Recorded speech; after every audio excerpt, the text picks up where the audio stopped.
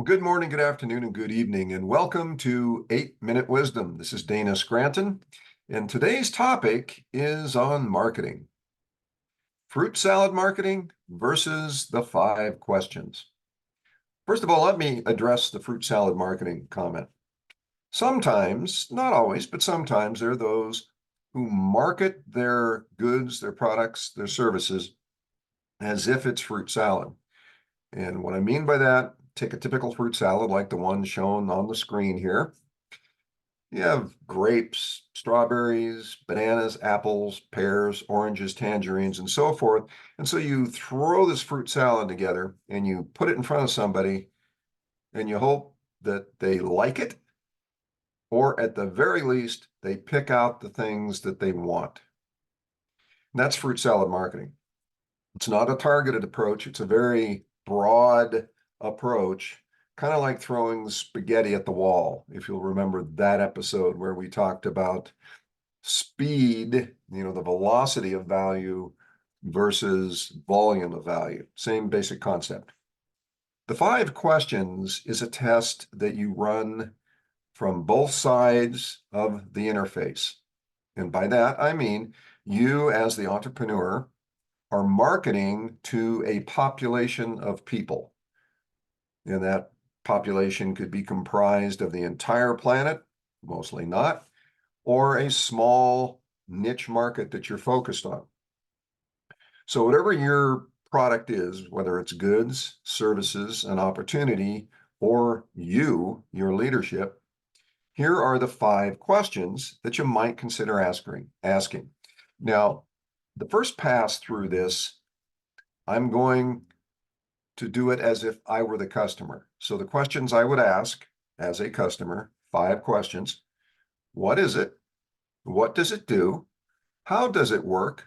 Why do I need it? And how much does it cost? Those are 5 simple questions. Now, let's ask the same 5 questions from the side of the entrepreneur who is looking into the marketplace. What is it? What does it do? How does it work? Why do they need it? And how much will they pay for it? Slightly different viewpoint. Well, those 5 questions are powerful for a couple of reasons. What they do is allow you, the entrepreneur, to bracket your focus and use your energy and resources efficiently, because those are the questions that most customers are going to ask. Let's take an example. Let's say a cheese slicer. Now, not everybody knows what that is today, more common than in the past, but let's assume that this is a new product that the market hasn't seen, and that when they slice cheese, they've been doing it with a knife. Okay, you take a brick of cheese, they whip out their knife, and they go to slicing it. So that's the common way. Let's just assume that's what's going on. So you come along as an entrepreneur, and you've got this new idea, and it's a cheese slicer. And what it is it's got a handle, and it's got 2 prongs, a beam across the middle here, prongs, and then there's a thin stainless steel wire up here. And as you turn it to the side, it has a round cylinder that has some little wing nuts on it that you can adjust where that cylinder is relative to the thin stainless steel wire. So what you have is a cheese cutter that can adjust to produce different thicknesses of slices of cheese, okay? And it just happens to be wide enough to cover all of the commercial cheese bricks that you might buy at a store. So that's setting the stage. So now you're going to ask the questions. The customer doesn't even know this thing exists. So you're going to ask a few questions here. Okay, what is it? It's a cheese slicer. What does it do? It produces uniform slices of cheese with ease. Sounds like a commercial message. Then the number 3 is, how does it work? Well, it's got this thin wire and this roller. You adjust the roller to the thickness that you want.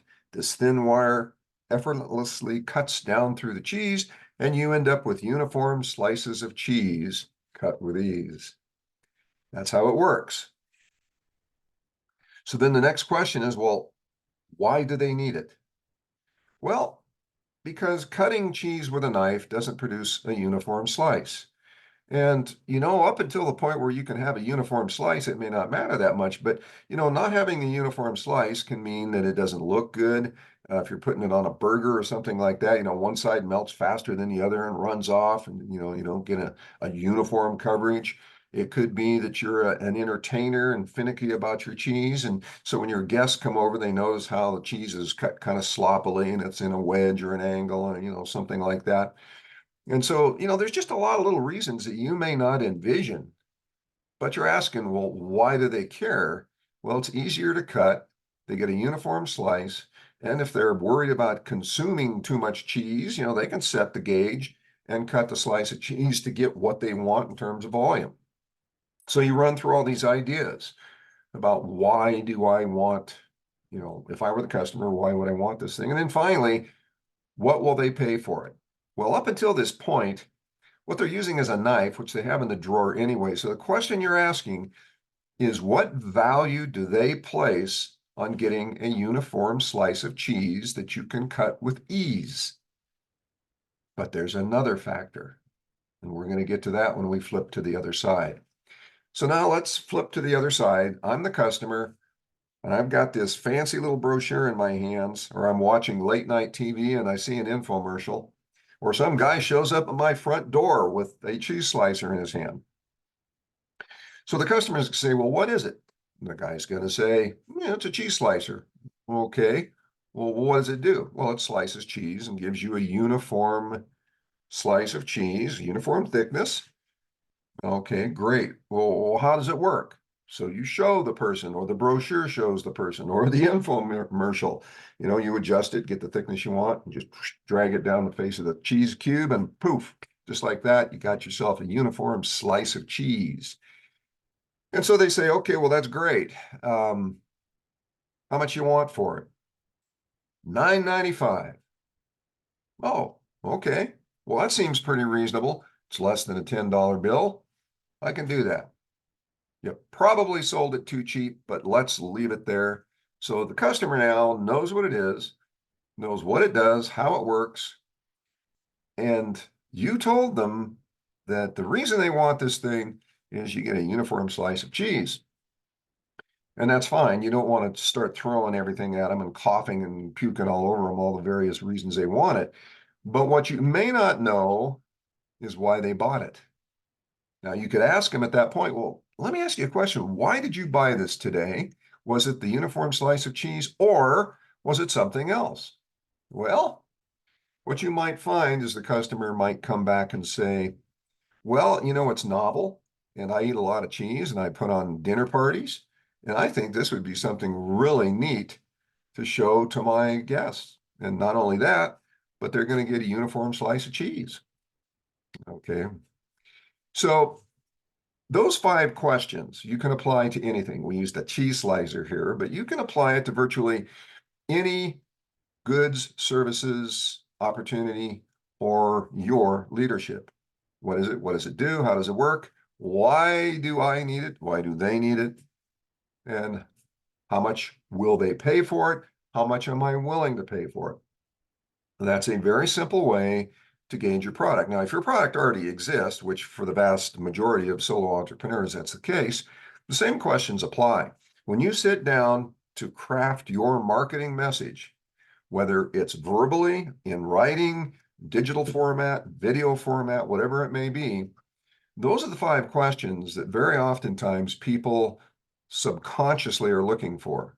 What is it? They need a clear, simple definition of what it is. It might be an antioxidant nutritional supplement. It's a nutritional supplement. Okay, what does it do? It's an antioxidant that scavenges free radicals from your body. Okay, how does it work? Well, when it scavenges free radicals, it minimizes the aging process, slows it down, makes you healthier, gets rid of all these bad things that are happening in your body because free radicals want to go around and start glomming onto things that you don't really want them to grab onto. Well, so it goes. That's the how does it work. Why do I need it? Because you'll live longer, you'll be healthier, making some claims you probably don't want to make, but I'm just using these as examples. That particular segment of the 5 questions, why do I need it? That's where you lay out the trigger benefits. In other words, those benefits that when the customer hears them and appreciates them, boom, it's a sale. So those 5 questions give you the ability to bracket a marketplace, to become more focused on your approach, your niche market, if you will, or identifying your avatar, the persona that you're selling to. And a final thing that it does for you is it gives you a better understanding what your product is. Because when you ask those 5 questions, looking into the marketplace, it helps to smoke out what you don't know. Not that you want to be an expert on everything inside that product, because that can be a dangerous trap. What you want to do with these 5 questions is, as simply as possible, identify what it is the customer is looking for, why they would want it, what they're willing to pay for it, and leave it at that, as simple as you can make it. Because the more complex you get it, the more confused the customer gets, and a confused mind does not make a decision. So that's today's episode on marketing. I hope you got some value from it, and we'll see you on the frontier of possibilities and opportunities. And of course, we'll see you in the next episode. Take care.